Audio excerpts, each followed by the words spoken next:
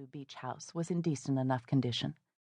The three-story house, each level of which had floor-to-ceiling windows giving access to magnificent views and jutted out toward the Pacific Ocean, had its attractions.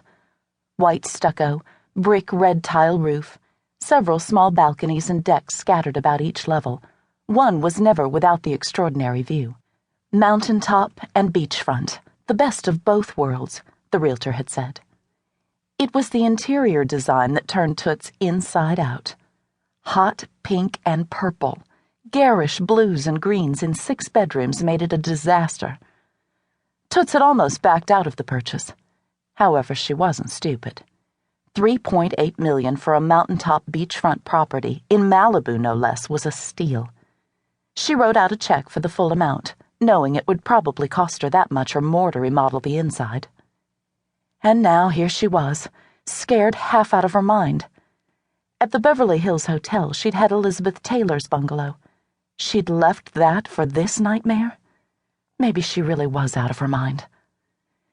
Taking a deep breath, Toots scanned the perimeter of the bed. Nothing unusual, nothing out of place. Maybe those puffs of clouds had been a crazy dream. Maybe, but something told her it was much more. Toots had always believed in an afterlife. New spirits or souls didn't always make it to the other side.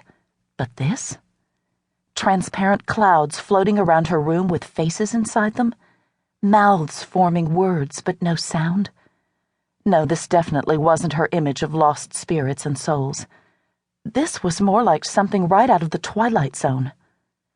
Having lived in Charleston, South Carolina for more than 20 years, Toots was perfectly familiar with tales of hauntings and sightings of those long since past. When she had first moved to Charleston, she'd actually gone on several ghost-walking tours and heard all the stories about hauntings that had supposedly taken place over the years. However, Toots had never had anything even resembling a supernatural experience. Until now.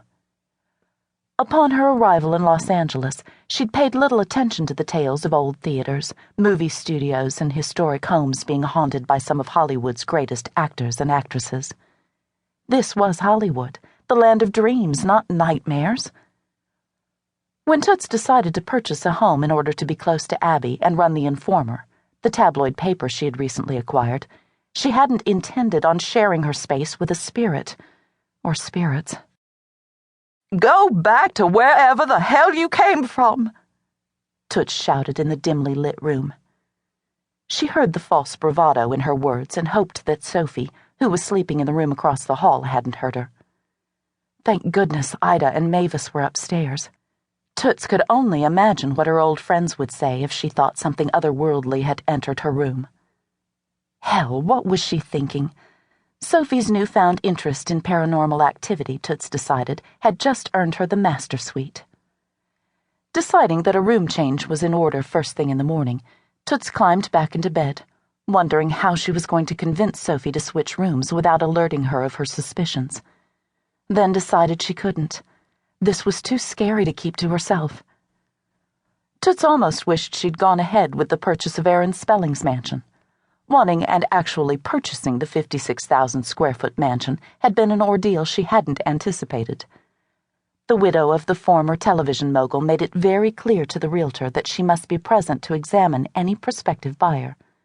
Of course, not just anyone was allowed to bid. First requirement was an income check. Then came the real fun. Toots simply could not believe what she was doing. Never in a zillion years had she stooped so low just to become eligible to view a piece of real estate.